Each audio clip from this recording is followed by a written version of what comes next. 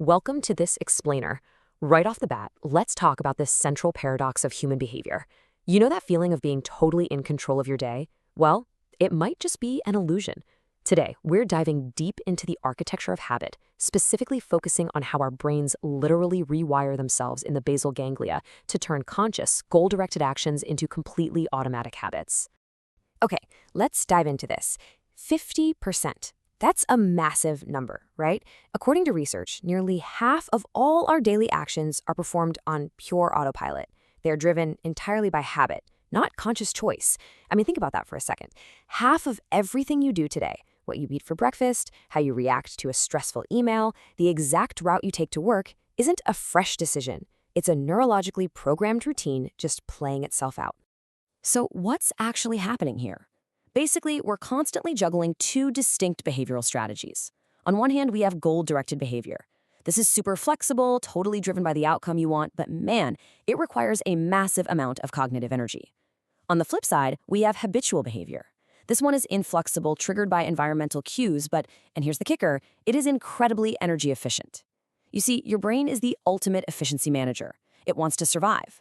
And thinking? Well, thinking burns calories. So its main goal is to shift as much heavy lifting as possible from that energy-draining goal-directed side over to the highly efficient habitual side. And that brings us to a really cool concept called automaticity. It's basically the neurological process where frequently repeated, conscious behaviors transform into habits that require practically zero mental energy. And we often think of going on autopilot as a bad thing, but it's not a design flaw at all. It's actually an evolutionary superpower. This neurological efficiency serves us incredibly well. By putting all those routine tasks on autopilot, your brain is actively reserving your limited cognitive resources for the big stuff, complex novel challenges like learning a brand new skill or navigating an unexpected crisis. Let's move into the brain itself to see how this is built anatomically. So when we perform a completely new behavior, the prefrontal cortex, that's the area right behind your forehead, is highly active. It acts as our conscious planner. It's in there evaluating options, predicting outcomes, and making really deliberate choices. But as we just touched on, this region is an absolute gas guzzler. It just burns way too many cognitive calories to sustain our everyday repetitive routines. It literally has to hand the work off to a more efficient system.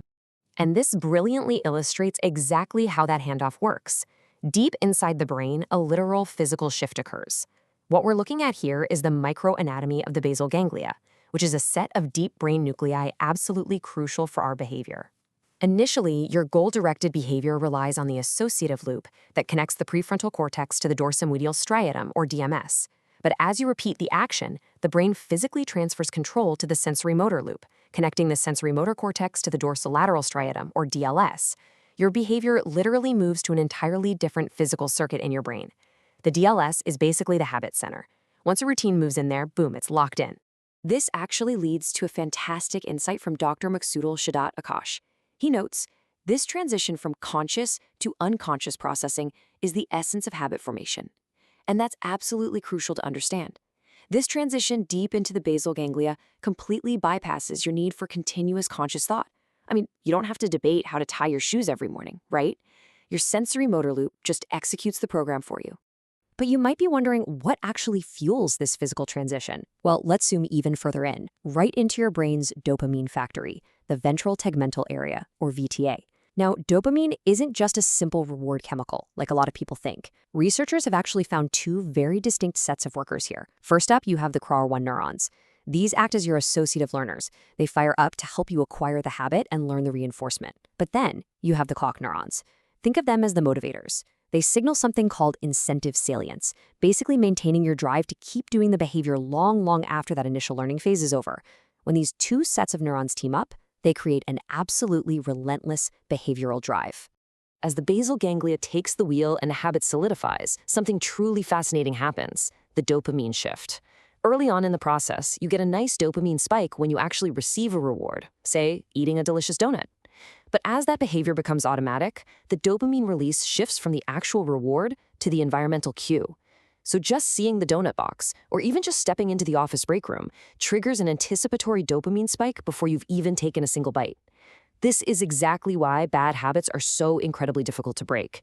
Your brain is chemically pushing you toward the behavior before your conscious prefrontal cortex even realizes what's happening. Okay, let's zoom back out to the macro level for a second.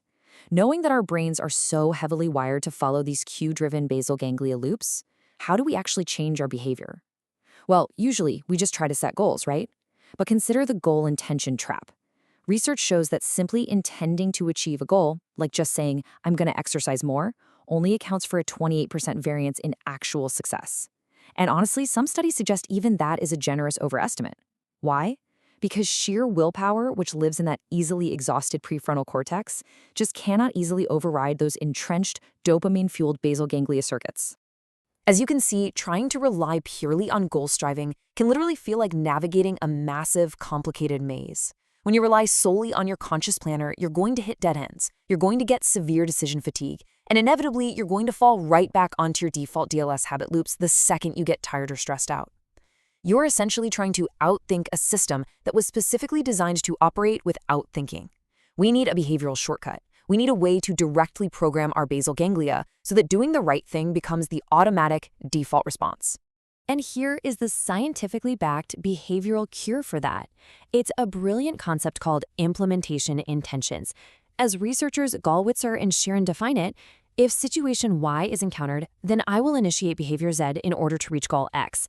Now, this isn't just some fluffy motivational mantra. This is literally a direct map for your brain. By creating a precise, concrete link between a specific environmental cue and a specific action, you are completely bypassing decision fatigue. You are finally speaking the language of the basal ganglia. So let's break down exactly how you can apply this today. Creating an if-then plan is basically a 3-step process to hack your automaticity loop. Step 1. Identify a critical cue or a likely obstacle. This is your if. For example, if it's 7 a.m. on a Tuesday. Step 2. Pre-plan an effective response. This is your then. Then I will immediately put on my running shoes. Step 3 is the magical result. You instantly trigger goal-directed behavior. When 7 a.m. hits, your brain doesn't have to sit there and debate whether or not to run. The cue triggers the preloaded response. You are effectively taking that energy-intensive goal from your prefrontal cortex, packaging it up into a neat, cue-driven format, and handing it straight to the sensory motor loop to execute. So what does this all mean for us? It leaves us with a pretty profound question to ponder. Are we just creatures of habit, or are we the architects of them? We started off by seeing how 50% of our lives run entirely on autopilot, completely driven by deep neural circuits and anticipatory dopamine spikes that bypass our conscious will. But by understanding this architecture, but realizing that we can actually use strategies like if-then planning to intentionally program those exact same basal ganglia circuits, we realize we don't have to be victims of our own neurobiology. We can actually design it. Thank you so much for joining me for this explainer, and I really hope you leave today feeling ready to architect your very own habits.